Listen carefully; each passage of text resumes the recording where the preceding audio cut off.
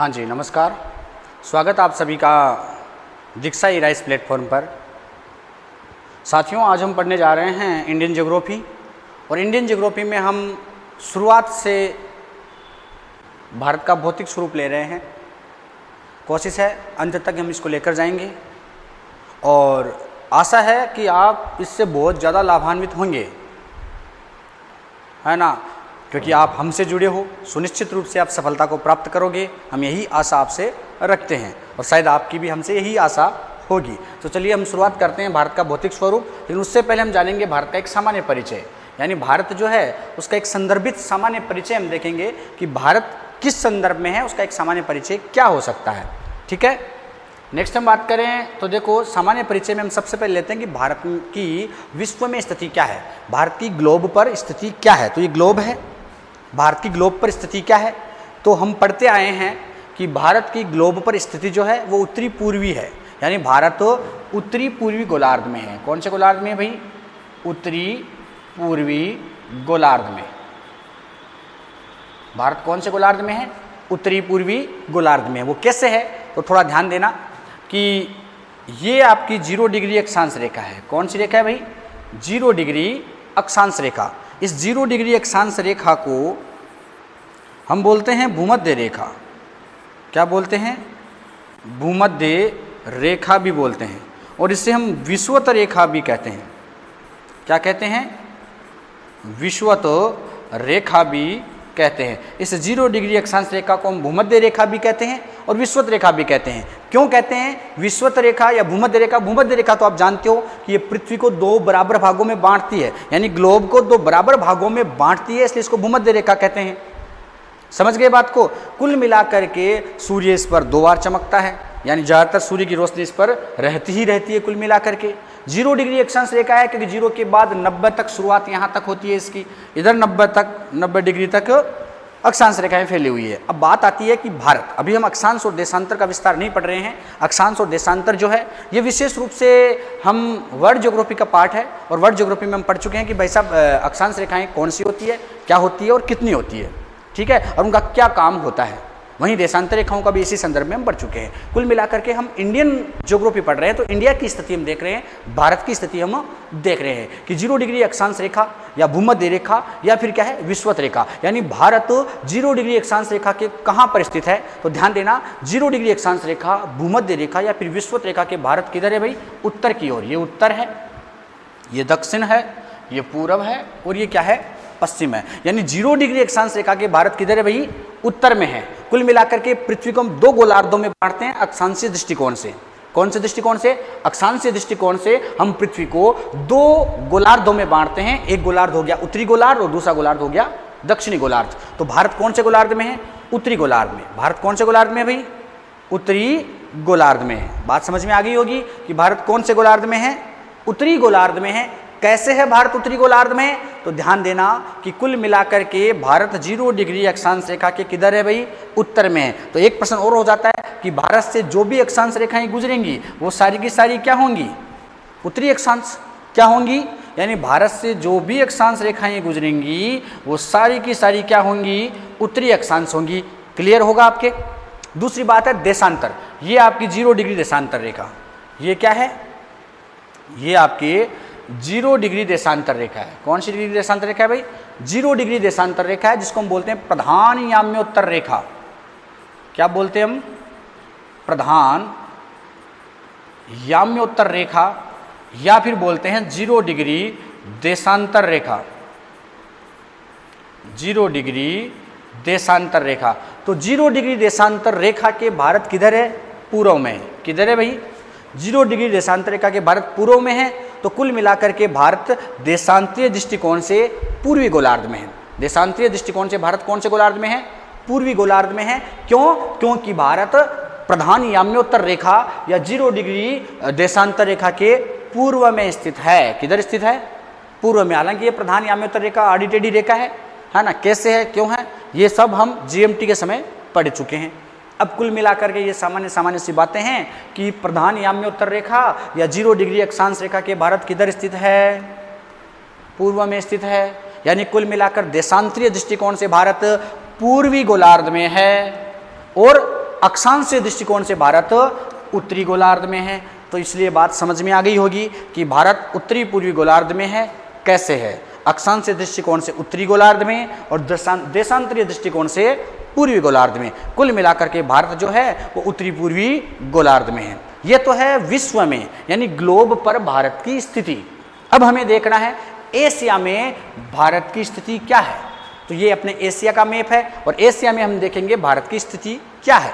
ये एशिया है, भारत आपको नजर आ रहा होगा कि एशिया में भारत कहाँ पर स्थित है। ठीक है, ये आपका क्या है? भारत है। ये क्या है? आपका भारत है भाई। कुल मिलाकर के ये अपना भारत है। तो ध्यान देना थोड़ा सा, ये उत्तर है, ये दक्षिण है, पूर्व है और पश्चिम है। अब आपके खुद के ही समझ में आ गया होगा कि एशिया में भारत किधर स्थित है। किधर है? दक्षिण में। एशिया में भारत कहाँ स्थित है? दक्षिण में। तो एशिया में भारत की स्थिति कैसी है? दक्षिणी। मामला क्लियर होगा। विश्व में या ग्लोब पर भारत की स्थिति क्या है? उत्तरी पूर्वी गोलार्ध में है। एशिया में भारत दक्षिण में है। अगर आपसे पूछे ग्लोब में अक्षांशीय दृष्टिकोण से भारत की स्थिति क्या है, तो उत्तरी गोलार्ध है। देशांतरीय दृष्टिकोण से पूछे तो पूर्वी गोलार्ध है और सामान्य रूप से पूछे तो उत्तरी पूर्वी गोलार्ध है। छोटे छोटे प्रश्न हैं, आपके आराम से क्लियर हो जाएंगे। अंत तक बने रहें, आपके आराम से क्लियर हो जाएगा। दूसरी बात यह है कि जिन्होंने अब तक दीक्षा ई-राइस का एप्लीकेशन डाउनलोड नहीं किया है वो तुरंत डाउनलोड करें। वहाँ आपको सारे सब्जेक्ट्स जो है बढ़िया तरीके से एक एक चीज़ आपको देखने को वहाँ पर मिलेंगी। इसके अलावा करंट जीके के जो नोट्स हैं वो रोज़ सुबह सुबह आपके एप्लीकेशन पर पहुंच जाते हैं। एप्लीकेशन के द्वारा आप पढ़ सकते हो। यूट्यूब पर भी हम कंप्लीटली क्लास देने का पूरा प्रयास करेंगे और ये कंप्लीटली क्लास आपको यूट्यूब पर भी मिलेगी। तो आप यूट्यूब पर भी जुड़े रहें। चैनल को अगर सब्सक्राइब नहीं किया है तो सब्सक्राइब जरूर कर लें। अगर वीडियो पसंद आए तो लाइक कर देना और दोस्तों तक शेयर कर देना। ये आपकी जिम्मेदारी है, हमारी जिम्मेदारी है इंडियन ज्योग्राफी को यहाँ पर इसी प्लेटफॉर्म पर पूरा करना। आप जुड़े रहे, हम इसको पूरा सुनिश्चित करेंगे। चलिए देखते हैं आगे की ओर कि एक चीज़ और आती है। हमने देखा विश्व में भारत की स्थिति क्या है। ठीक है, यानी ग्लोब पर भारत की स्थिति क्या है। ग्लोब पर भारत जो है उत्तरी पूर्वी गोलार्ध में है। एशिया में भारत की स्थिति क्या है कि भाई एशिया में भारत दक्षिण में है। अब एक बड़ा प्रश्न आता है कि भारत एशिया का भाग होते हुए भी, भारत किसका भाग है? एशिया का भाग होते हुए भी भौतिक संरचना की दृष्टि से, किसकी दृष्टि से? भौतिक संरचना की दृष्टि से अथवा यूं कहें यहाँ की प्राकृतिक धरोहरों की दृष्टि से अपने आप में पूरे एशिया से अलग है। अपने आप में पूरे एशिया से अलग है भाई। ऐसा क्यों है?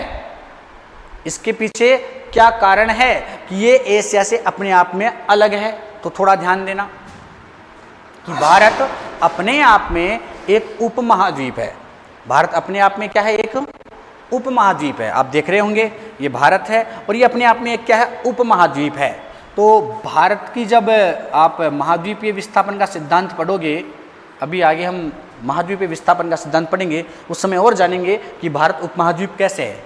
क्यों? क्योंकि इसकी संरचना अलग है, भौतिक स्वरूप इसका अलग है, पूरे एशिया से हटकर के है। ये अपने आप में गोंडवाना लैंड का हिस्सा है, बल्कि एशिया जो है अंगारा लैंड का हिस्सा है। वो कैसे है आगे हम विस्थापन का सिद्धांत देखेंगे तब जानेंगे। लेकिन अभी फिलहाल आपको जानना है कि भारतीय उपमहाद्वीप जो अलग है इसमें कितने देश आते हैं। एग्जाम में सीधे सीधे प्रश्न पूछे जाते हैं कि भारतीय उपमहाद्वीप एशिया का हिस्सा होते हुए भी अपने आप में अलग है, अपनी संरचना की दृष्टि से अलग है। और इसमें कुल मिलाकर के भारतीय उपमहाद्वीप में भारत सहित 7+1 देश आते हैं। हालांकि अफगानिस्तान को शामिल कुछ विद्वान करते हैं, कुछ नहीं करते हैं। लेकिन एनसीईआरटी में देखें तो आप केवल इसमें मुख्य रूप से 7 देश ही मानते हैं और बाकी अगर हिंदी ग्रंथ अकादमी को देखेंगे तो 7+1 हो जाएंगे। तो ध्यान रख लेना आप कुल मिलाकर के। मैं आपको क्लियर कराऊँ, आपको एनसीईआरटी ध्यान में रखनी है, अफगानिस्तान को छोड़ना पड़ेगा। लेकिन वैसे अगर हम देखें तो 7+1 है। एनसीईआरटी की अपनी जो 11वीं की जो पुस्तक आती है उसमें तो कुल मिलाकर के 5 ही देश इसमें दिए गए हैं, लेकिन वो एक अलग पार्ट है। आपको ध्यान रखना है 7+1। कितने ध्यान रखने हैं? 7+1। भारतीय उपमहाद्वीप में भारत के अलावा 7 देश शामिल हैं। वो कौन कौन से शामिल हैं? देखो यहाँ देख रहे हैं पाकिस्तान। भारत के अलावा एक तो कौन सा आ गया? पाकिस्तान आ गया। अपना एक आ गया अफगानिस्तान। ये कौन सा है? अफगानिस्तान आ गया। यहाँ पर क्या है? नेपाल। क्या है भाई? नेपाल। यहाँ पर क्या है? भूटान। क्या है? भूटान आ जाता है। एक आ जाता है अपना बांग्लादेश, कौन सा आ जाता है, बांग्लादेश आ जाता है, एक आ जाता है अपना श्रीलंका और एक आ जाता है मालदीव, कौन सा आ जाता है, मालदीव। तो कुल मिलाकर के मैं फिर लिख देता हूँ कि भारतीय उपमहाद्वीप में अगर आपसे प्रश्न पूछे कि बताओ भारतीय उपमहाद्वीप में कितने देश हैं, तो आपको बताने हैं कि भारतीय उपमहाद्वीप में 7+1 एक प्रतिनिधि देश है भारत स्वयं, और इसके अलावा अन्य 7 देश इसमें शामिल हैं। कौन कौन से हैं अन्य देश 7? एक तो आता है पाकिस्तान, कौन सा तान, पाकिस्तान, कौन सा तान, पाकिस्तान। दूसरा आता है आपके अफगानिस्तान, कौन सा तान, अफगानिस्तान। हालांकि अफगानिस्तान को स्वीकार नहीं किया गया एनसीईआरटी में, तो वहाँ आप ध्यान रखना कि अगर आपको ये ऑप्शन में नहीं मिले तो बहुत ही अच्छी बात है, वरना अगर ऑप्शन किसी और रूप में आए तो आपको अन्य 7 देश को शामिल कर लेना है। अफगानिस्तान वाला अगर कुछ इसी तरह से प्रश्न पूछे, किस तरह से प्रश्न होंगे हम प्रश्नों में आपको बताएंगे इस बारे में। तीसरी बात आती है आपकी नेपाल, चौथा भूटान, पांचवा आता है बांग्लादेश, बांग्लादेश, और छठवां आता है आपका श्रीलंका, और सातवां है मालदीव। सातवां कौन सा है, मालदीव। यानी ये 7 देश अपने भारतीय उपमहाद्वीप के हिस्से ही हैं, भारत तो है ही है, ये 7 देश अपने भारतीय उपमहाद्वीप के क्या है, हिस्से हैं। अगर ऑप्शन केवल इन्हीं में से जैसे अफगानिस्तान, पाकिस्तान, नेपाल और भूटान देकर पूछे कि बताओ कौन सा भारतीय उपमहाद्वीप का हिस्सा नहीं है, तब हमें पाकिस्तान को काटना ही पड़ेगा, ये हमारी मजबूरी है क्योंकि एनसीईआरटी नहीं बताती है। ठीक है, तो कुल मिलाकर ये 7 देश किस में आते हैं, अपने भारतीय उपमहाद्वीप में आते हैं। म्यांमार जो है ये भारतीय उपमहाद्वीप का हिस्सा नहीं है, क्यों नहीं है, तो किसकी संरचना एशिया के समान है, भारतीय उपमहाद्वीप के जैसे नहीं है बल्कि किसके समान है, एशिया के समान। ऐसा क्यों है, तो थोड़ा सा आप ध्यान देना कि ये जो भारतीय उपमहाद्वीप है कुल मिलाकर के, यहाँ आप थोड़ा और पोर्शन क्लियर कर लेना कि भारतीय उपमहाद्वीप संरचना की दृष्टि से अलग क्यों हुआ, क्योंकि चारों तरफ इसके पहाड़ियाँ हैं। भारतीय उपमहाद्वीप के चारों तरफ क्या है भाई, पहाड़ियाँ हैं। कौन सी पहाड़ियाँ हैं, ये देखो आप कि जैसे यहाँ पर आप देख पा रहे होंगे, यहाँ पर जो है सुलेमान, कौन सी पहाड़ी है भाई, सुलेमान पर्वतमाला है। एक आती है अपनी हिंदू कुश, कौन सी आती है, हिंदू कुश पर्वतमाला। यहाँ आती है आपकी हिमालय पर्वतमाला, कौन सी पर्वतमाला, हिमालय। यहाँ पर आपकी आती है पूर्वांचल की पहाड़ी, कौन सी पहाड़ी, पूर्वांचल की पहाड़ी। मैं ऑफलाइन क्लासों में भी आपको ये बहुत अच्छे से बता चुका हूँ, पहले भी कई बार मैंने आपको बताया है, और इस तरह के जब प्रश्न एग्जाम में आए हैं तब भी मैंने कहा कि भाई प्रश्न एग्जाम में आ रहे हैं, आप थोड़ा इस पर ध्यान देना। ठीक है, इसके अलावा एक आती है अराकान योमा, कौन सी आती है, अराकान योमा। तो भाई यहाँ आपको ध्यान रखना होगा कि भारत जो है यानी भारतीय उपमहाद्वीप इन पहाड़ियों से घिरा हुआ है, इन 5 पहाड़ियों से, सुलेमान से, हिंदू कुश से, हिमालय से, पूर्वांचल और अराकान योमा से जो है, अराकान योमा से भारत घिरा हुआ है, भारतीय उपमहाद्वीप घिरा हुआ है। अब यहाँ पर क्या आ गई, अपनी पूर्वांचल की पहाड़ी और अराकान योमा आ गई, इसलिए म्यांमार इनसे अलग हो गया, तो म्यांमार भारतीय उपमहाद्वीप में नहीं आता है। तो भारतीय उपमहाद्वीप में कितने देश आते हैं भाई, 7+1, आप ध्यान रख लोगे। कुल मिलाकर के फिर मैं बता रहा हूँ, हिंदू कुश पर्वतमाला, सुलेमान पर्वतमाला, हिमालय पर्वतमाला, पूर्वांचल और अराकान योमा। यानी आप यहाँ देखोगे, यहाँ आप थोड़ा सा ध्यान रखोगे कि भारत जो है आपको नॉर्मल वे में ध्यान रखना पड़ेगा कि भारत, ये आपका भारत है। मैं एक बार और यहाँ आपको थोड़ा सा क्लियर कर देता हूँ कुछ चीज़ों को लेकर के। ये क्या है, भारत है, समझ जाओगे आप शायद भारत के बारे में कि भारत है, और भारत के इधर तो क्या है, सुलेमान पर्वतमाला, भारतीय उपमहाद्वीप। यहाँ अपना पाकिस्तान लगता है, यहाँ क्या लगता है भाई, यहाँ पाकिस्तान लगता है भारत के, यहाँ अफगानिस्तान लगता है भारत के, यहाँ चाइना लगता है भारत के, यहाँ नेपाल है, यहाँ भूटान है, यहाँ म्यांमार है, यहाँ बांग्लादेश है, यहाँ श्रीलंका है, यहाँ मालदीव है ना। ये सब भारत के चारों तरफ के देश है। लेकिन कुल मिलाकर के जो आपको ध्यान में रखना है कि चाइना तो है ही अलग पार्ट, एशिया का हिस्सा है, ये हम महाद्वीपीय विस्थापन सिद्धांत में फिर से पढ़ेंगे तब और अच्छे से जानेंगे।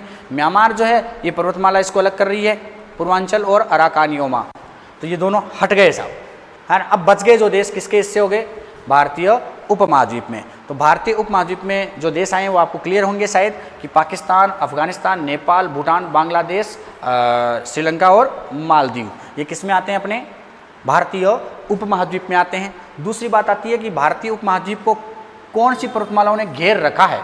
तो एक तो देखो सुलेमान, एक तो कौन सी है सुलेमान, एक आती है अपनी हिंदू कुश, कौन सी आती है हिंदू कुश आती है। इसके अलावा यहाँ पर अपना हिमालय आ गया, हिमालय, यहाँ अपनी पूर्वांचल की पहाड़ियाँ आ गई, कौन सी आ गई पूर्वांचल की पहाड़ियाँ, यहाँ अपना बांग्लादेश आ गया। ये सब अपने ही हैं, इसलिए अपना ही बोल रहा हूँ, भारतीय से थे है ना। हम लोगों ने अपनी संस्कृति को भुला दिया, हमने सुरा और शराब के अंतर्गत अपने देश के आसपास का क्षेत्र को हमने छोड़ दिया है, या आतताइयों ने हमसे छीन लिया है। क्यों? हम अपनी संस्कृति से अलग हट रहे थे और उन्होंने अपनी संस्कृति के साथ समायोजन नहीं किया, तो कुल मिलाकर के हम हटते गए, वो आते गए, कुल मिलाकर के हमारा क्षेत्र हमसे छिनता गया। और यही है, अगर हम संस्कृति पर अब भी नहीं बने रहे तो कालांतर में धीरे धीरे भारत का और भी कुछ हिस्सा जो है छिन सकता है। हालांकि हम ऐसा होने नहीं देंगे, क्योंकि हम संस्कृति के ऊपर कायम रहेंगे। तो कुल मिलाकर भारत जो है ना, वो किन किन पर्वतमालाओं से घिरा हुआ है? भारतीय उपमहाद्वीप पूरा का पूरा, वो सुलेमान, हिंदुकुश, हिमालय, पूर्वांचल और Arakan Yoma, sorry Arakan Yoma, Arakan Yoma. तो ये इन पहाड़ियों से आपको ध्यान में रखना पड़ेगा। ये मैं यहाँ पर भी लिख देता हूँ, जिससे आप बहुत अच्छे से क्लियर कर लें इन चीज़ों को, कि भारतीय उपमहाद्वीप, सुलेमान, क्रमशः याद कर लेना। प्रश्न किसी भी तरह से आ सकते हैं। हिंदुकुश, हिमालय, पूर्वांचल, पूर्वांचल, इसके अलावा अराकान योमा, इन पर्वतमालाओं से भारतीय उपमहाद्वीप घिरा हुआ है। और ये आप ध्यान रख लोगे, नोट कर रहे हो, नोट करते रहो। इसके अलावा नोट्स जो हैं एप्लीकेशन पर अपलोड कर दिए जाएंगे और टेलीग्राम चैनल पर भी आपको नोट्स मिल जाएंगे, तो कुल मिलाकर आप वहाँ पर भी देख सकते हो। ठीक है, तो ये बात क्लियर है, भारतीय उपमहाद्वीप में कितने देश आते हैं और भारतीय उपमहाद्वीप किन किन पर्वतमालाओं से घिरा हुआ है। सुलेमान, हिंदुकुश, हिमालय, पूर्वांचल की पहाड़ियाँ और अराकान योमा से भारतीय उपमहाद्वीप घिरा हुआ है ना। मैं ज़्यादा स्पीड से नहीं चल रहा हूँ वैसे, फिर भी अगर आपको लगे तो आप कमेंट कर देना। तो अगली बार है ना, हम अब आगे की जो क्लासेज है वो लाइव ही शुरू करेंगे, तो वैसे भी आपको कोई दिक्कत नहीं आएगी, है ना। नेक्स्ट, ये हमने देखा था भारतीय उपमहाद्वीप की स्थिति, है ना, संरचनात्मक दृष्टि से। किसकी दृष्टि से? अब आप यहाँ भारतीय उपमहाद्वीप की संरचना देख पा रहे होंगे शायद, कि भारतीय उपमहाद्वीप की संरचना क्या है। भाई भारतीय उपमहाद्वीप की संरचना है क्या? तो आप यहाँ थोड़ा सा ध्यान रखना कि संरचनात्मक दृष्टि से अगर हम भारतीय उपमहाद्वीप को देखें तो ये अपना भारतीय उपमहाद्वीप पूरा का पूरा जो अलग से आपको दिखाई दे रहा है, यानी इसमें भारतीय उपमहाद्वीप में पाकिस्तान वाला क्षेत्र भी आ गया। कौन सा क्षेत्र आ गया अपना? पाकिस्तान वाला क्षेत्र भी आ गया है, नेपाल भूटान वाला क्षेत्र भी आ गया है ना। ये अफगानिस्तान का कुछ पार्ट जो है दिख रहा है आपको, ये भी इसी में शामिल है अपना। हालांकि अफगानिस्तान को इस दृष्टिकोण से देखें तो ये एक अलग देश है, इसलिए अफगानिस्तान को माना नहीं जाता है। ठीक है, बांग्लादेश जो है वो भी इसी में शामिल हो गया, श्रीलंका और मालदीव भी इसी में शामिल हो गया। ठीक है, तो यहाँ देख रहे होंगे आप, ये अपनी सुलेमान पर्वतमाला है, ये हिंदुकुश पर्वतमाला है, ये हिमालय है, गाद युक्त जो आपको दिखाई दे रहा है ये हिमालय है पूरा का पूरा, ये पूर्वांचल की पहाड़ियाँ हैं, ये अपनी अराकान योमा पर्वतमाला। कौन सी पर्वतमाला है? Arakan Yoma. और इधर अपना म्यांमार आ गया, तो म्यांमार अपना हिस्सा नहीं है। ठीक है, तो ये आप इसमें देख रहे होंगे, समझ में आ गई होगी आपकी बात। बाकी आप कमेंट में कर देना, आपको कोई भी प्रॉब्लम हो तो आप कमेंट में हमें बता देना। ठीक है, ये तो थी भारत की स्थिति विश्व में, एशिया में, और अपने आप में भारतीय उप महाद्वीप में भारत की स्थिति क्या है। अब हम देखेंगे कि भारत का अक्षांशीय एवं देशांतरीय विस्तार। बहुत ही सिंपल और बहुत ही सरल, कि भारत का अक्षांशीय एवं देशांतरीय विस्तार। ये आप बहुत ही प्यारा आप देख रहे होंगे, है ना, हमारी टीम द्वारा तैयार किया गया है, तो आपको बड़ा चित्ताकर्षक लगे और आप लोग खींचे चले आए, है ना। तो कोशिश यही है कि आप इस चैनल की ओर खींचें, आप अपने एप्लीकेशन को डाउनलोड करें और कुल मिलाकर के आप इंडियन ज्योग्राफी के साथ साथ अन्य सब्जेक्ट का मजा भी लें। तो 1 सेकंड,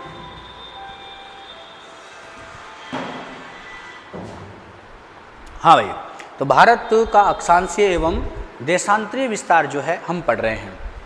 देखो कुल मिला करके अब आपको पता चल गया होगा कि अक्षांश रेखाएं तो कौन सी होती है, ये अपनी अक्षांश रेखाएं हैं। ये कौन सी रेखाएं हैं? अपनी अक्षांश रेखाएं हैं, जो भाई पूर्व से पश्चिम की ओर खींची गई है या पश्चिम से पूर्व की ओर खींची गई है। ये क्या है? अक्षांश रेखाएं हैं। और ये अपनी देशांतर रेखाएं हैं जो उत्तर से दक्षिण की ओर खींची गई है। किसकी ओर भाई? उत्तर से दक्षिण की ओर खींची गई है। ये क्या है? अपनी देशांतर रेखाएं, लैटिट्यूड एंड लॉन्गिट्यूड, है ना। लैटिट्यूड बोले तो अक्षांश रेखाएं, लॉन्गिट्यूड बोले तो देशांतर रेखाएं। तो अब हम पढ़ेंगे भारत का अक्षांशीय विस्तार और देशांतरीय विस्तार। चलिए शुरू करते हैं हम। ये अपना भारत है, हम देखेंगे भारत का सबसे पहले अक्षांशीय विस्तार। कौन सा विस्तार? अक्षांशीय विस्तार। फिर हम देखेंगे भारत का देशांतरीय विस्तार। तो थोड़ा सा ध्यान देना, यहाँ इस मैप पर हम देखें तो थोड़ा सा ज़्यादा क्लियर होगा अपने कि भारत का जो अक्षांशीय विस्तार है ना, वो कैसा है। सबसे पहले बहुत ही महत्वपूर्ण प्रश्न बनता है, यहाँ से एक एक चीज़ हम क्लियर करेंगे कि भारतीय अक्षांशीय विस्तार को हम दो भागों में बांटते हैं। भारतीय अक्षांशीय विस्तार को हम कितने भागों में बांटते हैं? दो भागों में बांटते हैं। एक तो संपूर्ण भारत का अक्षांशीय विस्तार, एक तो संपूर्ण भारत का अक्षांशीय विस्तार, एक है तो मुख्य भूभाग का अक्षांशीय विस्तार। मुख्य भूभाग का अक्षांशीय विस्तार, यानी संपूर्ण भारत और मुख्य भारत के रूप में हम अक्षांशीय विस्तार को कितने भागों में बांटते हैं? दो भागों में। चलिए हम देख लेते हैं एक बार इसको, खास करके बहुत ही महत्वपूर्ण पार्ट है अपना। यहाँ देखें आप कि भारत का अक्षांशीय विस्तार अगर हम देखें, बहुत ही प्यारा है ना, कि ये अपना अंडमान निकोबार द्वीप समूह है। ये अपना क्या है भाई?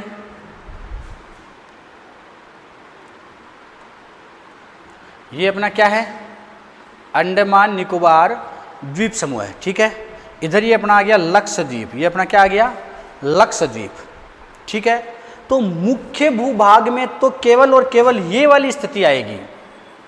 मुख्य भूभाग में तो केवल ये वाली स्थिति ही आएगी।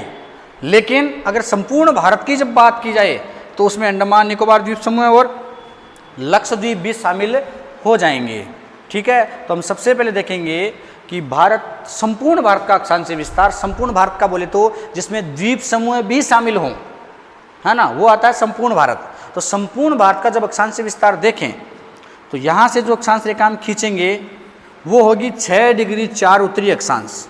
अब ये उत्तरी अक्षांश का मामला आपको समझ में आ गया होगा। नॉर्थ लैटिट्यूड, उत्तरी अक्षांश, उत्तरी अक्षांश का मामला आपको समझ में आया होगा भाई, आया होगा भाई। हमने पढ़ा था ग्लोब में, है ना। यहाँ देखो आप कि ये भाई अपना ये ग्लोब है,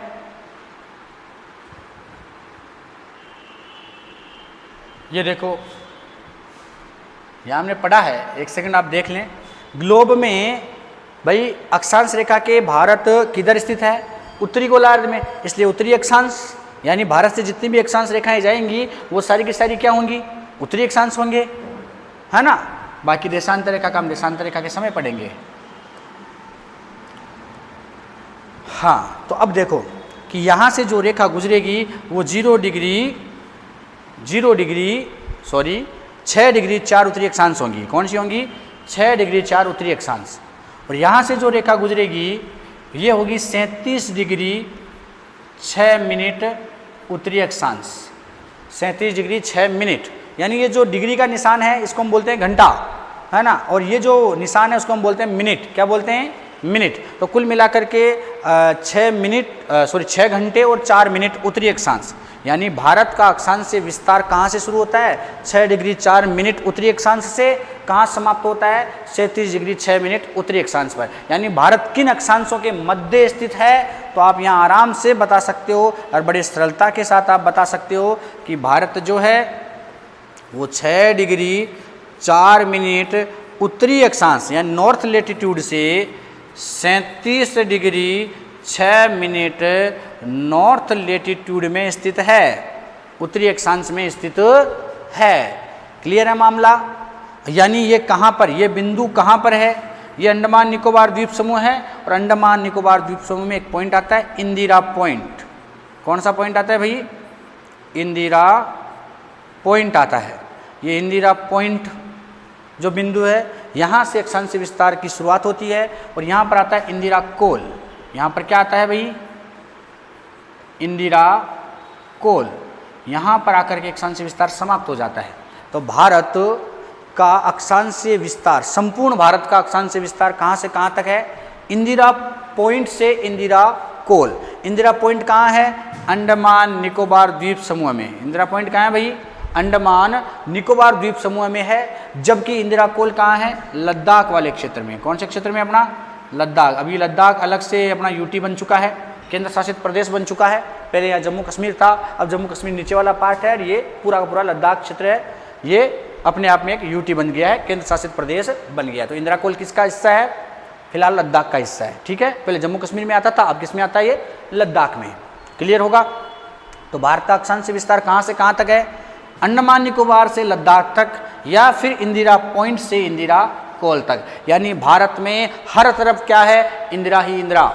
भारत में हर तरफ क्या है भाई? इंदिरा ही इंदिरा है ना। अब इंदिरा पॉइंट जो है ना, आपको याद करने के लिए सामान्य चीज़ें कि इंदिरा पॉइंट जो है ना, इसका अन्य नाम भी हमें मिलते हैं। वो क्या है? एक तो पारासन द्वीप। क्या है भाई? इंदिरा पॉइंट को हम पारासन द्वीप भी कहते हैं, या फिर इसको हम पिगमेलियन पॉइंट भी कहते हैं। पिगमेलियन पॉइंट भी हम इसे कहते हैं। क्या कहते हैं भाई? पारासन द्वीप अथवा पिगमेलियन पॉइंट भी हम इंदिरा पॉइंट को कहते हैं। तो मामला क्लियर होगा भाई? आपके क्लियर होगा? मैं फिर यहाँ पर बता देता हूँ, एक बार आपको फिर से बता देता हूँ कि संपूर्ण भारत का अक्षांश विस्तार कहाँ से कहाँ तक है। तो देखो, अंडमान निकोबार से कहाँ से है? सॉरी, अंडमान निकोबार से कहाँ तक है? लद्दाख तक। कहाँ तक है? लद्दाख तक। पहले हम यहाँ जम्मू कश्मीर लिखते थे, अब हम क्या लिखेंगे? लद्दाख। अंडमान निकोबार से लद्दाख तक है। अंडमान निकोबार में भी कहाँ है? इंदिरा पॉइंट, या फिर इसी का प्राचीन नाम क्या है? पारासन द्वीप, अथवा इसी का दूसरा नाम क्या है? Pygmalion point. और कहाँ तक है ये? इंदिरा कोल तक है। तो इंदिरा पॉइंट से इंदिरा कोल, पॉइंट से कोल तक, पॉइंट से हमें कहाँ तक जाना है? कोल तक। ये संपूर्ण भारत का अक्षांश विस्तार है। तो अगर आपसे पूछे संपूर्ण भारत का अक्षांश विस्तार कहाँ से कहाँ तक है? इंदिरा पॉइंट से इंदिरा कोल तक है। मामला क्लियर होगा? दूसरा प्रश्न क्या बनता है यहाँ से? तो मुख्य भूभाग, कौन सा भूभाग भाई? मुख्य भूभाग का अक्षांश विस्तार अगर आपसे पूछा जाए भाई, मुख्य भूभाग का अगर अक्षांश विस्तार आपसे पूछा जाए तो आप आराम से बता सकते हो मुख्य भूभाग का भी। तो ध्यान रखना, मुख्य भूभाग से ये जो रेखा खींचते हैं हम, इसको बोलते हैं हम 8 डिग्री 4, क्या बोलेंगे? 8 डिग्री 4 मिनट उत्तरी अक्षांश, है ना। और वही 37 डिग्री 6 तक ये पहुंच जाएगा। तो कुल मिलाकर मुख्य भूभाग का अक्षांश विस्तार क्या है भाई? 8 डिग्री 4 मिनट उत्तरी अक्षांश से 37 डिग्री 6 मिनट उत्तरी अक्षांश अपना मुख्य भूभाग का अक्षांश विस्तार है। ये शायद दिखाई नहीं दे रहा होगा आपको, मैं चलो इसको थोड़ा गहरा कर देता हूँ, है ना। 8 डिग्री 4 उत्तरी अक्षांश से 37 डिग्री 6 मिनट उत्तरी अक्षांश अपना क्या है? मुख्य भूभाग का अक्षांशीय विस्तार है। क्लियर होगा आपके? मुख्य भूभाग कहाँ से शुरू होता है? तो आप यहाँ देख रहे हो तमिलनाडु, तमिलनाडु में यहाँ पर है कन्याकुमारी, और कन्याकुमारी में है केप ऑफ कोमोरिन। क्या है? Cape of Comorin. देखो यहाँ मैं लिख देता हूँ वैसे कि भाई मुख्य भूभाग का अक्षांश विस्तार कहाँ पर है अपना? तमिलनाडु में। कहाँ पर है? तमिलनाडु में। तमिलनाडु में भी कहाँ पर? कन्याकुमारी। और कन्याकुमारी में भी कहाँ पर? Cape of Comorin. Cape of Comorin, है ना। यानी केप ऑफ कोमोरिन से शुरू होता है मुख्य भारत का अक्षांश विस्तार, जो कि वहीं इंदिरा कोल लद्दाख में कहाँ पर? इंदिरा कोल पर जाकर समाप्त होता है। इंदिरा कोल तक जाकर समाप्त होता है। तो अब आपके क्लियर होगा अक्षांशीय विस्तार कहाँ से कहाँ तक है। तो भारत के अक्षांशीय विस्तार को हम दो भागों में बांटते हैं, एक तो संपूर्ण भारत का अक्षांशीय विस्तार जिसमें अपने द्वीप समूह भी शामिल है, जिसमें क्या है अपने द्वीप समूह भी शामिल है और मुख्य भूभाग भी शामिल है, यानी 6 डिग्री 4 उत्तरी अक्षांश से 37 डिग्री 6 अपना क्या है संपूर्ण भारत का अक्षांशीय विस्तार है। वहीं मुख्य भूभाग का पूछे तो 8 डिग्री 4 जिसमें केवल मुख्य भूभाग ही शामिल है ना। तो 8 डिग्री 4 से 37 डिग्री 6, 8 डिग्री 4 से 37 डिग्री 6 है ना, केप ऑफ कोमोरिन से इंदिरा कोल, ये अपना मुख्य भूभाग का अक्षांशीय विस्तार है। अब बाकी आप यहाँ देख ही रहे हो कि संपूर्ण भारत का अक्षांशीय विस्तार 6 डिग्री 4 से 37 डिग्री 6 उत्तरी अक्षांश है। उत्तरी अक्षांश का मतलब आप समझ गए कि भारत उत्तरी अक्षांशों में ही स्थित है, इसलिए उत्तरी अक्षांश ही लिखा जाता है ना। तो ये शुरू होता है इंदिरा पॉइंट अंडमान निकोबार से और इंदिरा कोल लद्दाख तक, है ना। मैं फटाफट से आपको कोशिश करूंगा कि इसको आपका समय भी बचे और अधिक से अधिक हम मैटर को प्राप्त करें। मामला क्लियर है। मुख्य भारत का 8 डिग्री 4 से 37 डिग्री 6 यानी तमिलनाडु के केप ऑफ कोमोरिन कन्याकुमारी से इंदिरा कोल लद्दाख तक अपना मुख्य भूभाग का अक्षांशीय विस्तार है। कोई समस्या शायद अब इसमें नहीं होगी आपके। एक दो प्रश्न और आपके यहाँ पर मैं आपको क्लियर कर देता हूँ। देखो कि भाई एक दो प्रश्न आपके और मैं क्लियर कर देता हूँ जिससे आपको कोई समस्या आए ही नहीं। ध्यान देना कि हमने पढ़ा भारत का अक्षांशीय विस्तार। भारत का अक्षांशीय विस्तार दो भागों में बांटा, एक तो संपूर्ण भारत का और एक अपना मुख्य भूभाग का। संपूर्ण भारत का कहाँ से कहाँ तक है 6 डिग्री 4 से, है ना। अपने ये भारत है, एक बार और थोड़ा सा देख ले जिससे आपके एक एक पोर्शन क्लियर हो जाए, है ना। ये अपना क्या है भाई भारत है ना, चलेगा फिलहाल तो कि भारत है अपना, और ये अंडमान निकोबार द्वीप समूह है, ये अपना लक्षद्वीप है। तो यहाँ जो बिंदु है यह है 6 डिग्री 4 इंदिरा पॉइंट, और ये जो बिंदु है यह है इंदिरा कोल 37 डिग्री 6। तो ये जो अक्षांशीय विस्तार हम देख रहे हैं ये मुख्य भूभाग वाला ये वाला पार्ट है, मुख्य भूभाग केप ऑफ कोमोरिन से इंदिरा कोल तक, ठीक है। हम देखते हैं कि भारत से प्रश्न थोड़ा घुमाकर दे दे आपको कि बताओ भारत से कुल कितनी अक्षांश रेखाएं होकर के गुजरती है। ये भारत है और भारत से कितनी अक्षांश रेखाएं होकर के गुजरती है, तो ये आपको बताना पड़ेगा और ये ही आपको ध्यान में रखना पड़ेगा भाई। अब हम द्वीपीय प्रदेश को छोड़ेंगे, संपूर्ण भारत की बात ज़्यादातर नहीं आती है, केवल भारत के संदर्भ में पूछा जाता है तो केवल मुख्य भूभाग का ही बताएंगे कि 8 डिग्री 4 के बाद में 9, 10, 11, 15, 20 और 37, समझ गए बात को। 37 तक हमें पहुंचना है कि भारत के अक्षांशीय विस्तार का या तो आपसे अंतर पूछेगा कि भारत के अक्षांशीय विस्तार का अंतर बताओ, या फिर पूछेगा कि कितनी अक्षांश रेखाएं भारत से होकर के गुजरती है, कितनी अक्षांश रेखाएं भारत से होकर के गुजरती है। दो प्रश्न है, तो बताओ कि भारत से कुल कितनी अक्षांश रेखाएं होकर के गुजरती है।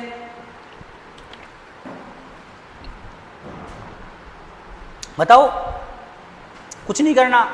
भारत का अक्षांशीय विस्तार क्या था, क्या था भाई 8 डिग्री 4 से 37 डिग्री 6 घटा दो, तो 6 में से 4 गए 2 मिनट और 37 में से 8 गए 29, तो 29 डिग्री 2 मिनट उत्तरी अक्षांश। यानी भारत से कितनी रेखाएं गुजरती है, कितनी रेखाएं भारत से गुजरती है ना। बता दोगे आराम से आप कि भारत से कितनी रेखाएं गुजरती है भाई, है ना। 29 रेखाएं, 29 डिग्री 2 मिनट रेखाएं भारत से गुजरती है। तो भारत के अक्षांशीय विस्तार का अंतर अगर आपसे पूछे तो आप बता सकते हो कि भारत के अक्षांशीय विस्तार का अंतर क्या है, 29 डिग्री 2 मिनट है भारत के अक्षांशीय विस्तार का अंतर। या फिर पूछे कि भारत से कितनी अक्षांश रेखाएं होकर के गुजरती है, तो 29 डिग्री 2 रेखाएं भारत से होकर के गुजरती है। That's clear.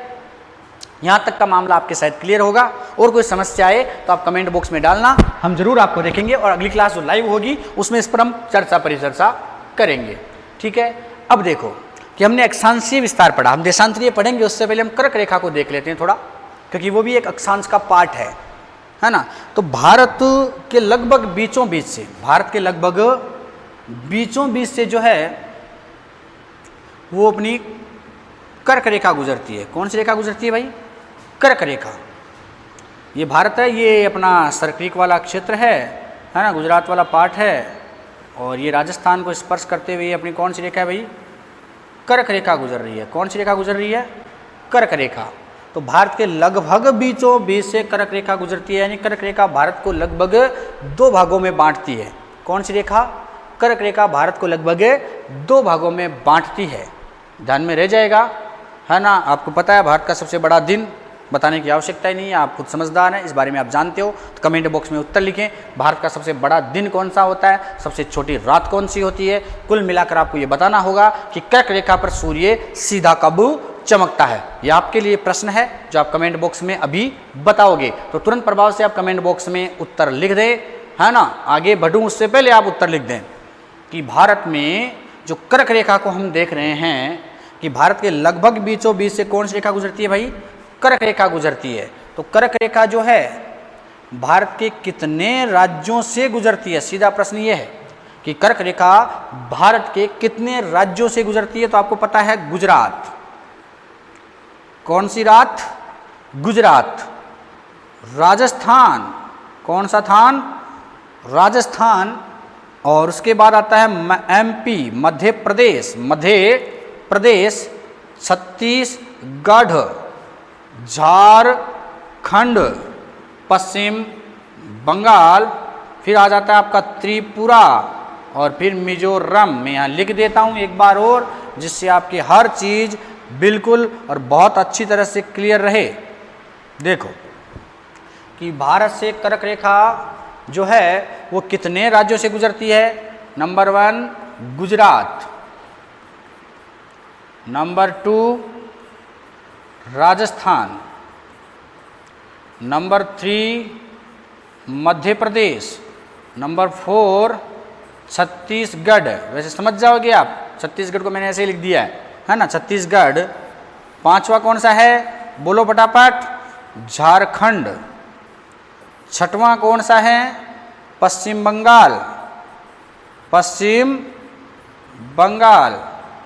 और 7वां, कहीं गड़बड़ हुई क्या? 1 2 3 4 5 6, हाँ 7वां कौन सा है? त्रिपुरा। कौन सा है? और 8वां कौन सा है? मिजोरम। फिर ध्यान रखना आप कुल मिलाकर के कि भारत के कितने राज्यों से कर्क रेखा गुजरती है। तो ध्यान रखना, गुजरात, राजस्थान, मध्य प्रदेश, छत्तीसगढ़, झारखंड, पश्चिम बंगाल, त्रिपुरा और मिजोरम, यानी कुल 8 राज्यों से कर्क रेखा जो है वो गुजरती है। कितने राज्यों से भाई? 8 राज्यों से कर्क रेखा गुजरती है। गुजरात, राजस्थान, मध्य प्रदेश, छत्तीसगढ़, झारखंड, पश्चिम बंगाल, त्रिपुरा और मिजोरम। याद करने के लिए आपको एक सामान्य सी बात बता दूं मैं, वही अपनी ट्रिकें चलती है कहानियों में। हम ट्रिकें याद करने के लिए नहीं कहते हैं, आपको ट्रिक याद होती भी नहीं है, लेकिन आपको जीके याद हो जाता है, ज्योग्राफी आपको अच्छी तरह से समझ में आ जाती है। यही अपना ट्रिक है कि एक बार की बात है, और बात कैसी है? रात की बात है। कब की बात है? रात की बात है। ध्यान देना भाई, एक बार की बात है, लेकिन बात कब की है? रात की बात है। कैसी बात है? राज की बात है ना। रात की बात, राज की बात। आपको वैसे भी पता है रात की जो बातें होती है वो हमेशा क्या होती है? राज की होती है, किसी को बताने की नहीं होती है। लेकिन फिर भी मैं आपको बता रहा हूँ, आपको ध्यान में रखना होगा कि भाई रात की बात है, राज की बात है। एमपी मध्य प्रदेश होता है, लेकिन हम यहाँ मानेंगे अपने एमपी साहब। एमपी साहब बोले तो कोई भी एमपी का मतलब आप समझते हो, सांसद महोदय, है ना। अपने एमपी साहब जो है 36 झाड़ों के पीछे, 36 झाड़ों, झाड़ जानते हो ना, है ना, ये झाड़ियाँ वगैरह होती है, तो 36 झाड़ों के पीछे वेस्ट बंगाल, वेस्ट यानी पीछे, वेस्ट यानी पीछे, तो 36 झाड़ों के पीछे पूरा का पूरा रम पी गए। क्या पी गए भाई? पूरा रम पी गए। रात की बात, राज की बात। अपने एमपी साहब 36 झाड़ों के पीछे पूरा का पूरा क्या पी गए? रम पी गए। ये बात आप एमपी साहब को मत कहना, है ना, क्योंकि हमने देख लिया है और हमने आपको बता दिया है। तो आप ध्यान रखना है कि रात की बात है, राज की बात है। एमपी साहब 36 जाड़ों के पीछे पूरा का पूरा क्या पी गए, रम पी गए। तो कुल मिलाकर भारत से कर्क रेखा कितने राज्यों से गुजरती है, 8 राज्यों से गुजरती है। कौन कौन से 8 राज्य, गुजरात, राजस्थान, मध्य प्रदेश, छत्तीसगढ़, झारखंड, पश्चिम बंगाल, त्रिपुरा और मिजोरम। याद आपको रह जाएगा। खास बात, प्रश्न फिर घूमा, फिर पूछा कि बताओ भारत के सबसे नजदीक राजधानी कौन सी है ना। तो इनकी राजधानियां आप सबको याद होंगी, नहीं तो हम पढ़ेंगे कि भारत में कितने राज्य हैं, 28 राज्य हैं और 8 केंद्र शासित प्रदेश हैं। भारत में 28 तो राज्य हैं और 8 क्या हैं भाई, केंद्र शासित प्रदेश है। एक एक की राजधानी भी पढ़ेंगे, राज्य भी पढ़ेंगे और बड़े प्रेम से याद भी करेंगे। तो आपको यह ध्यान में रह जाएगा वैसे तो कि कर्क रेखा भारत के कितने राज्य से गुजरती है, 8 राज्यों से गुजरती है। कौन कौन से, रात की बात, राज की बात, एमपी साहब 36 झाड़ों के पीछे पूरा का पूरा क्या पी गए, रम पी गए। और ये आप याद कर लेना, नोट करना चाहो नोट कर लेना, स्क्रीनशॉट लेना चाहो वो ले लेना, आपके जच्चे जो करना, बस परीक्षा में पास हो जाना, इसके अलावा और कुछ आपको करना ही नहीं है। ठीक है, आगे देखो, हम देखते हैं कि भाई साहब सबसे नजदीक राजधानी कौन सी है, रांची। भाई रांची किसकी राजधानी है, झारखंड की राजधानी क्या है, रांची। तो सबसे नजदीक, सबसे निकटतम राजधानी अगर आपसे पूछे तो वो कौन सी है, रांची है, जो कर्क रेखा के बिल्कुल नजदीक है। यहां हम देख लेते हैं एक बार और कि ये देखो, आपको दिख रहा होगा बहुत बड़े प्रेम से कि भाई भारत की सबसे नजदीक राजधानी कौन सी है। कौन सा लेऊं, चलो सभी एक जैसे ही हैं कि भारत के सबसे नजदीक राजधानी कौन सी है, रांची है। कौन सी है, रांची, है ना, जो कि सबसे ज़्यादा नज़दीक है, लगभग 16 मिनट ही दूर है, 16 मिनट ही दूर है कर्क रेखा से। कुल मिला करके आपको ध्यान में रखना है कि रांची सबसे नज़दीक राजधानी है। अगर कभी आपसे पूछ ले कि क्रम से बताओ नज़दीक से दूर की ओर, तब आपको 4-5 याद रखनी है कि भाई रांची के बाद आइजोल, भोपाल, गांधीनगर, अगरतला क्रम से दूर होती जा रही है। रांची सबसे नज़दीक, फिर आइजोल है, फिर भोपाल है, फिर गांधीनगर है, फिर अगरतला है। यानी इस तरह से लगातार ये दूर होती जा रही है। तो रांची, आइजोल, भोपाल, गांधीनगर और अगरतला, ये है कर्क रेखा के समीप राजधानियां। लेकिन अगर राजधानी ना पूछकर शहर पूछ ले कि बताओ कि साहब कर्क रेखा के सबसे नज़दीक शहर कौन सा है, तो उदयपुर। कौन सा है, उदयपुर। ये उदयपुर वो नहीं है जो हमारे राजस्थान में है। ये उदयपुर कौन सा है, ये उदयपुर वो है जो हमारे त्रिपुरा में है। हमारा ही है भाई सब कुछ, है ना, भारत हमारा है, हम भारत के हैं, तो त्रिपुरा भी हमारा है। तो त्रिपुरा का जो उदयपुर शहर है ये सबसे नज़दीक शहर है। राजधानी पूछे तो कर्क रेखा की सबसे नज़दीक राजधानी कौन सी है, रांची, फिर आइजोल, फिर भोपाल, फिर गांधीनगर, फिर अगरतला। लेकिन अगर आपसे शहर पूछे तो त्रिपुरा का उदयपुर शहर कर्क रेखा के सबसे नज़दीक शहर है। सबसे क्या है भाई, नज़दीक शहर है। ये तो थी कर्क रेखा की बात। किसकी बात, कर्क रेखा की। हमने अक्षांशीय विस्तार पढ़ा कि भारत का अक्षांशीय विस्तार क्या है, 6 डिग्री 4 उत्तरी अक्षांश से 37 डिग्री 6 उत्तरी अक्षांश। या फिर मुख्य भारत का पूछे, मुख्य भूभाग का पूछे तो 8 डिग्री 4 से 37 डिग्री 6 उत्तरी अक्षांश। हमने कर्क रेखा पढ़ी, कितने राज्यों से गुजरती है, 8 राज्यों से। अक्षांशीय विस्तार का अंतर क्या है, 29 डिग्री 2 मिनट अक्षांशीय विस्तार का अंतर है। फिर हमने देखा कर्क रेखा और कर्क रेखा के सबसे नज़दीक शहर और सबसे नज़दीक राजधानियाँ। फिर हम देख रहे हैं कि भारत की कटिबंधीय स्थिति क्या है। हमने विश्व में भारत की स्थिति देखी थी कि विश्व में भारत उत्तरी पूर्वी गोलार्ध में है। विश्व में भारत कहाँ है, उत्तरी पूर्वी गोलार्ध में है। एशिया में भारत दक्षिण में है। तो कटिबंधों की दृष्टि से बताओ भारत की स्थिति क्या है, कौन से कटिबंध में भारत है। फटाफट कमेंट बॉक्स में आप उत्तर दें कि कौन से कटिबंध में भारत स्थित है। तब तक आप यहां देखें भी, ये देखो आपका ग्लोब है। मैं आपको थोड़ा और क्लियर कर देता हूं। ये क्या है भाई, ग्लोब है, ठीक है। ग्लोब में आपको पता है ये 0 डिग्री अक्षांश रेखा है। कौन सी रेखा है, ये देखो आप, 0 डिग्री अक्षांश रेखा है, ठीक है। अब आपको पता है कि 0 डिग्री अक्षांश रेखा के इधर 23.5 डिग्री उत्तरी अक्षांश है। ऐसे भी लिख सकते हो, ऐसे भी लिख सकते हो आप, 23 डिग्री 30, यानी जिसको हम कर्क रेखा बोलते हैं। क्या बोलते हैं, कर्क रेखा। यानी कर्क रेखा को हम 23.5 डिग्री, थोड़ा सा ध्यान रखना। 1-2 चीज़ें और बता दूं मैं कर्क रेखा की आपको, सॉरी, खाना खाया है, डकार आ गई कि भाई कर्क रेखा भारत में अगर हम देखें तो कर्क रेखा को हम क्या बोलते हैं, 23.5 डिग्री उत्तरी अक्षांश। क्या बोलते हैं, 23.5 डिग्री उत्तरी अक्षांश, या इसको हम बोलते हैं Tropic of Cancer. Tropic of Cancer भी इसे कहते हैं। क्यों कहते हैं ट्रॉपिक ऑफ कैंसर, क्योंकि जब अंग्रेज लोग भारत में आए थे तो जब ये कर्क रेखा के आसपास के शहरों में थे, राजस्थान जैसे शहरों में थे, तो इनकी चमड़ी जो है ना, ये अलग तरह का खिंचाव महसूस करने लग गई। इनको चर्म रोग के ये शिकार होने लग गए। इनको लगा कि हमारे चर्म का कैंसर हो रहा है। तब से इन्होंने नाम दे दिया भाई इस रेखा के आसपास नहीं जाना है, ये क्या है, ट्रॉपिक ऑफ कैंसर है। तो यहाँ ये विशेष रूप से बचाव करते थे, इसको नाम दे दिया ट्रॉपिक ऑफ कैंसर। तो कर्क रेखा को हम क्या कहते हैं, ट्रॉपिक ऑफ कैंसर कहते हैं। ये 23.5 डिग्री उत्तरी अक्षांशों पर स्थित है, इसलिए इसको 23.5 डिग्री उत्तरी अक्षांश कहते हैं, और इसी को हम क्या कहते हैं, कर्क रेखा कहते हैं। ठीक है, नेक्स्ट हम देखें भारत की कटिबंधीय स्थिति क्या है। तो देखो ये ग्लोब है, इसमें 0 डिग्री उत्तरी 0 डिग्री अक्षांश रेखा, भाई 0 डिग्री बीच में है, भूमध्य रेखा है, विषुवत रेखा है, तो ना उत्तर है ना पूर्व ना दक्षिण है। कुल मिलाकर आपको ध्यान में रखना 0 डिग्री अक्षांश रेखा। इसके ऊपर देखेंगे उत्तर की ओर, ये उत्तर है, ये आपका दक्षिण है। तो उत्तर की ओर क्या है, 23.5 डिग्री उत्तरी अक्षांश है। 23.5 डिग्री क्या है, उत्तरी अक्षांश, जिसको हम कर्क रेखा बोलते हैं। हम क्या बोलते हैं, इसको कर्क रेखा बोलते हैं। और इधर नीचे देखेंगे तो यह है 23.5 डिग्री दक्षिणी अक्षांश, यानी जिसको मकर रेखा बोलते हैं। क्या बोलते हैं भाई, इसको मकर रेखा बोलते हैं, और इस ऊपर वाली को हम बोलते हैं कर्क रेखा। ठीक है, यानी यहाँ पर सूर्य जो है वो लगातार यहाँ चमकता रहता है, इधर जाएगा तो भी यहाँ पर, इधर जाएगा तो भी यहाँ पर। तो ये है उष्ण कटिबंध। ये क्या है अपने, उष्ण कटिबंध है। ये क्या है भाई, उष्ण, इसको हम बोलेंगे उष्ण कटिबंध।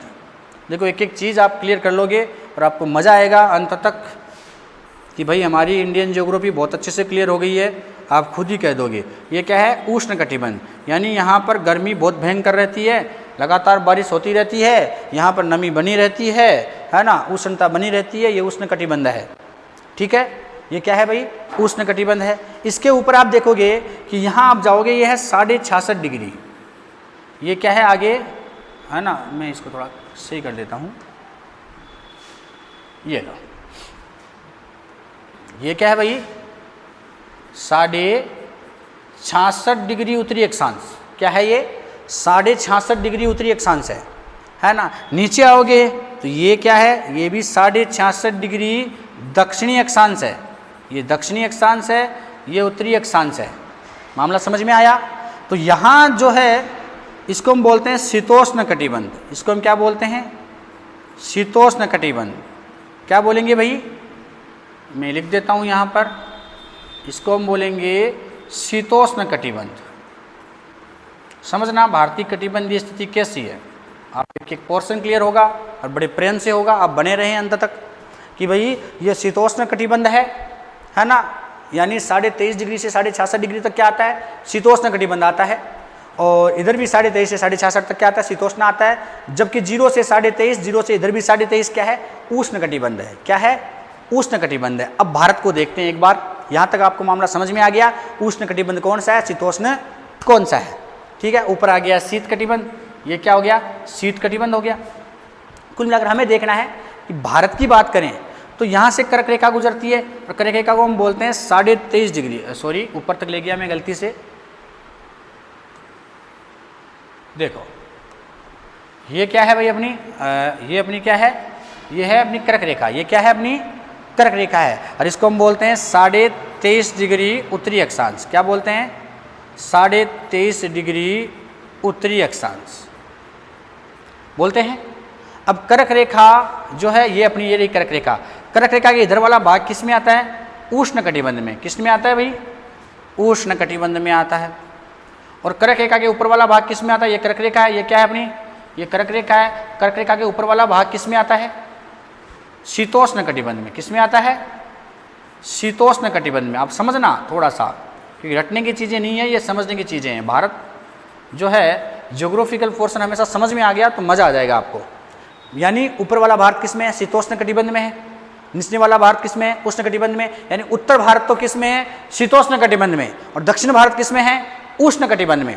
तो उत्तर भारत किस में है भाई, शीतोष्ण कटिबंध में है, और दक्षिण भारत किस में है, उष्ण कटिबंध में है। अब बात आती है कि जो शीतोष्ण कटिबंध है, यहाँ पर भी दिक्कत यह है कि रेगिस्तान जैसा क्षेत्र है जो हमेशा उष्णता से भरा रहता है, तो हम इसको कैसे कहते हैं, ये शीतोष्ण में है। इसको दो भागों में बांटा गया है। शीतोष्ण कटिबंध को भी कितने भागों में बांटा गया है, दो भागों में। यहाँ देखना थोड़ा सा, यहाँ पर 45 डिग्री उत्तरी अक्षांश है। कौन सा डिग्री, 45 डिग्री। ये कौन सा अक्षांश है भाई, 45 डिग्री उत्तरी अक्षांश है। यानी जो कर्क रेखा के नजदीक वाला क्षेत्र है उसको हम बोलते हैं 45 डिग्री उत्तरी अक्षांश। तो यहाँ पर 45 डिग्री के जो नीचे वाला क्षेत्र है उसको हम बोलते हैं कोष्ण शीतोष्ण। उसको हम क्या बोलते हैं, कोष्ण शीतोष्ण। जो ऑफलाइन में बच्चे पढ़ चुके हैं, है ना, उनको तो बड़ा आनंद आया होगा, है ना, क्योंकि हम हर बार हर बैच में ये सब चीज़ें बहुत अच्छे से क्लियर करते हैं, है ना, कि भाई कोष्ण शीतोष्ण, और ऊपर वाला जो हिस्सा है इसको हम बोलते हैं शीत शीतोष्ण। इसको क्या बोलते हैं हम, शीत शीतोष्ण। यानी फिर देखना 23.5 डिग्री के बिल्कुल नज़दीक वाला 45 डिग्री तक का वाला भाग ये कोष्ण शीतोष्ण है, और इसके ऊपर वाला भाग क्या है, शीत शीतोष्ण है। क्या है, शीत शीतोष्ण है। तो हम, भारत किस में आता है, भारत का अक्षांशीय विस्तार हमने देखा 37 डिग्री 6 मिनट तक ही है। कहाँ तक है, 37 डिग्री 6 मिनट तक ही है। यानी भारत 45 के अंडर ही आ गया। तो उत्तरी भारत का कटिबंध कैसा होगा, उत्तरी भारत कौन से कटिबंधों में होगा, कोष्ण शीतोष्ण में। किसमें होगा, कोष्ण, क्योंकि शीतोष्ण को भी दो भागों में बांटा गया, एक कोष्ण शीतोष्ण और एक शीत शीतोष्ण है। तो हम शीत शीतोष्ण में आते ही नहीं है, क्योंकि 45 डिग्री के ऊपर वाला शीत शीतोष्ण है, 45 डिग्री के नीचे वाला जो 23.5 डिग्री तक है वो क्या है, कोष्ण शीतोष्ण है। तो यहाँ एग्जाम में प्रश्न आता है आपके कि उत्तरी भारत कौन से कटिबंधों में है, तो आप बताओगे कोष्ण शीतोष्ण में। कौन से कटिबंधों में है, कोष्ण शीतोष्ण में है। अगर आपसे पूछे दक्षिणी भारत कौन से कटिबंध में है, तो आप बताओगे उष्ण कटिबंध में। किस में है भाई, उष्ण कटिबंध में। तो मामला क्लियर होगा कि उत्तरी भारत कोष्ण शीतोष्ण में और दक्षिणी भारत उष्ण कटिबंध में, है ना। और ऑल ओवर भारत की बात करें तो ये शीतोष्ण के बिल्कुल नज़दीक है, ये उष्णता के भी बिल्कुल नज़दीक है ना, ना ज़्यादा उष्ण है ना ज़्यादा शीतोष्ण है। तो इसलिए इसको बोलते उपोष्ण कटिबंध। क्या बोलते हैं, उपोष्ण कटिबंध। हालांकि उत्तरी भारत का कोष्ण वाला भाग है उसी को नाम दिया गया उपोष्ण, है ना। तो कुल मिलाकर के भारत किस में आता है, उपोष्ण कटिबंध में। लेकिन अगर आपसे पूछे उत्तरी भारत किस में आता है, कोष्ण शीतोष्ण में, और दक्षिण भारत किस में आता है, उष्ण कटिबंध में। मामला क्लियर होगा आपका कि भारत की कटिबंधीय स्थिति कैसी है, कि उत्तर भारत तो आता है कोष्ण शीतोष्ण में, उत्तर भारत तो किस में आता है भाई, कोष्ण शीतोष्ण में, और दक्षिण भारत आता है उष्ण कटिबंध में। दैट्स क्लियर, है ना। आगे बढ़ जाते हैं हम फटाफट से।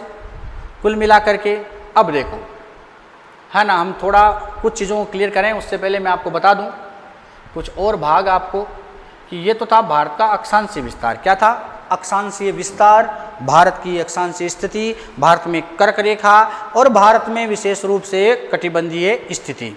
अब हम देखेंगे भारत का देशांतरीय विस्तार। भारत का देशांतरीय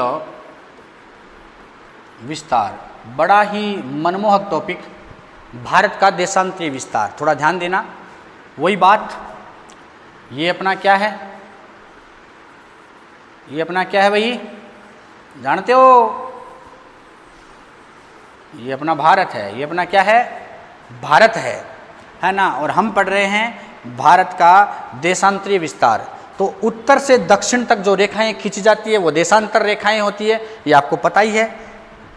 तो ये जो रेखा, इधर से जो रेखा खींची जाएगी, है ना, ये गुजरात वाला पार्ट है, यहाँ से जो रेखा खींची जाएगी वो रेखा कौन सी है, 68 डिग्री 7 मिनट पूर्वी देशांतर। क्यों है अब आप बताओगे भाई, क्यों है अब आप बताओगे फटाफट से कि हम पूर्वी देशांतर क्यों लिख रहे हैं, क्योंकि ग्लोब में भारत, यहाँ ध्यान देना कि ग्लोब में भारत जो है वो कौन से देशांतरों में है, पूर्वी देशांतरों में। कौन से देशांतरों में है, पूर्वी देशांतरों में है। इसलिए यहाँ हम लिखेंगे 68 डिग्री 7 पूर्वी देशांतर से भारत का शुरू होता है देशांतरीय विस्तार, जो कि चलता है 97 डिग्री 25 मिनट पूर्वी देशांतर तक। अगर आपसे पूछे भारत का देशांतरीय विस्तार कहाँ से कहाँ तक है, 68 डिग्री 7 पूर्वी देशांतर से 97 डिग्री 25 पूर्वी देशांतर तक है ना। यानी इसमें भी कहाँ से कहाँ तक है, तो यहाँ गुजरात, यहाँ क्या है अपना भाई, गुजरात है, और गुजरात से लेकर यहाँ पर क्या है, अरुणाचल प्रदेश।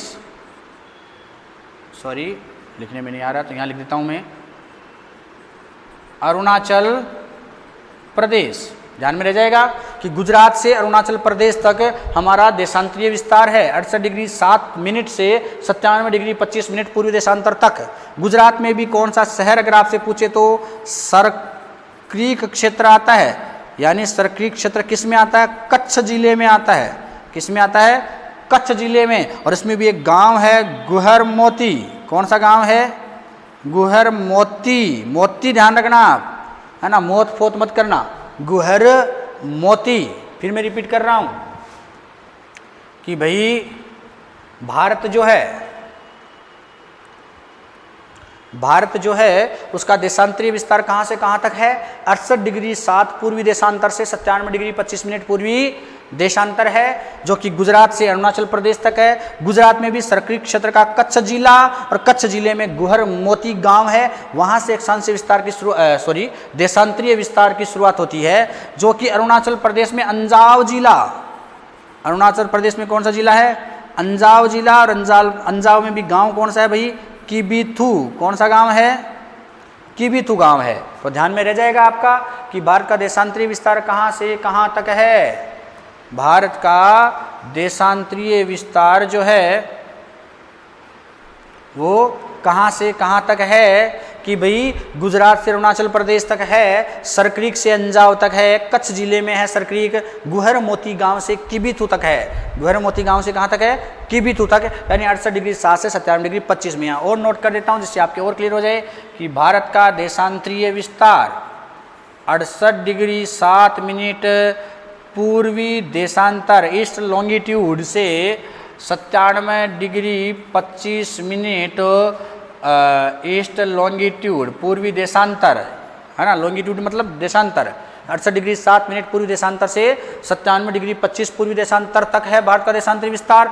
कहाँ से कहाँ तक है, गुजरात से अरुणाचल प्रदेश तक है, गुजरात से अरुणाचल प्रदेश तक है। गुजरात में भी कौन सा जिला है, कच्छ जिला का कौन सा क्षेत्र है, सरक्रीक क्षेत्र है, सरक्रीक क्षेत्र है। और इसमें भी कौन सा गांव है, गुहर मोती गांव। कौन सा गांव है भाई, गुहर मोती गांव है, यानी गुहर मोती से लेकर अरुणाचल प्रदेश के अंजाव जिला। कौन सा जिला, अंजाव जिला। और उसमें भी किबिथू गांव। कौन सा गांव है भाई, किबिथू गांव तक भारत का देशांतरीय विस्तार है। फिर प्रश्न आया, घूमा और फिर आपसे पूछ लिया कि बताओ कि भारत से कितनी देशांतर रेखाएं होकर के गुजरती है ना, या भारत के देशांतरीय विस्तार का अंतर क्या है। अंतर आप बता दोगे, 97 डिग्री 25 में से 68 डिग्री 7 आप घटा दोगे ना। तो देखो कि भारत से कितनी देशांतर रेखाएं होकर के गुजरती है, भारत से कितनी देशांतर रेखाएं होकर के गुजरती है। तो 97 डिग्री 25 में से 68 डिग्री 7 घटाओ, 25 में से 7 गए 18 मिनट, और 97 में से 68 गए वही 29 डिग्री 18 मिनट, 29 डिग्री 18 मिनट, है ना। मैंने पहले से ही घटा रखा है, मेरे को याद है, आपको याद करना भी है और समझना भी है कि घटा करके ये निकला है कि भारत से कितनी देशांतर रेखाएं गुजरती है, 29 डिग्री 18 मिनट देशांतर रेखाएं भारत से होकर के गुजरती है। या भारत के देशांतरीय विस्तार का अंतर कितना है, 29 डिग्री 18 मिनट भारत के देशांतरीय विस्तार का अंतर है। तो मामला क्लियर होगा, आपके देशांतरीय विस्तार क्लियर होगा। थोड़ा और इसमें मैं आपको कुछ चीज़ें बता देता हूँ कि साहब ये देशांतरीय विस्तार था, ये क्या था, देशांतरीय विस्तार। प्रश्न को थोड़ा घुमा फिरा कर पूछ ले कि बताओ देशांतरीय विस्तार और अक्षांशीय विस्तार का अंतर क्या है। देशांतरीय विस्तार और अक्षांशीय विस्तार का अंतर अगर आपसे पूछे तो आपको कुछ नहीं करना। देशांतरीय विस्तार तो क्या है अपना 29 डिग्री 18 मिनट है देशांतरीय विस्तार, और 29 डिग्री 2 मिनट जो है अपना क्या है अक्षांशीय विस्तार। घटा दो दोनों को, 16 मिनट, कितने मिनट, 16 मिनट जो है अपने अक्षांश और देशांतरीय विस्तार का अंतर आ जाएगा। क्लियर होगा मामला। है ना। कि अगर आपसे प्रश्न पूछे ना कि भाई देशांतरी विस्तार और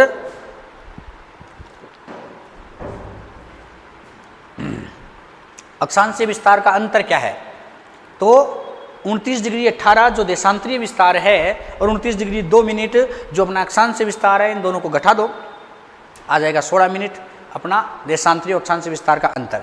ये तो है अक्षांशीय और देशांतरीय विस्तार के अंतर की बात। एक प्रश्न और बनता है आपका, वो ये बनता है कि अपनी एक देशांतर रेखा है जो बहुत फेमस है, कौन सी है, 82.5 डिग्री।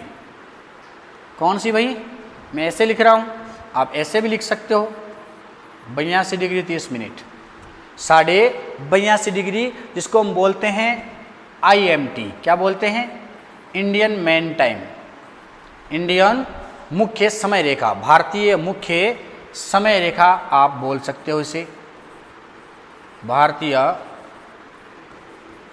मुख्य समय रेखा।